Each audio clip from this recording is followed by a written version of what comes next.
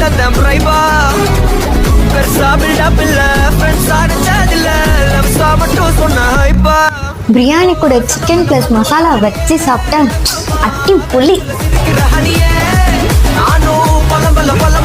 நல்லா இருக்குல்ல?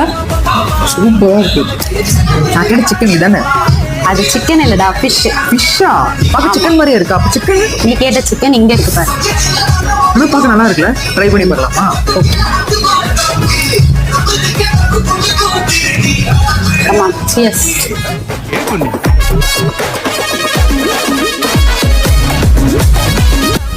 இப்போ நம்ம ட்ரை பண்ண போகிறது chilli chicken with sizzling noodles.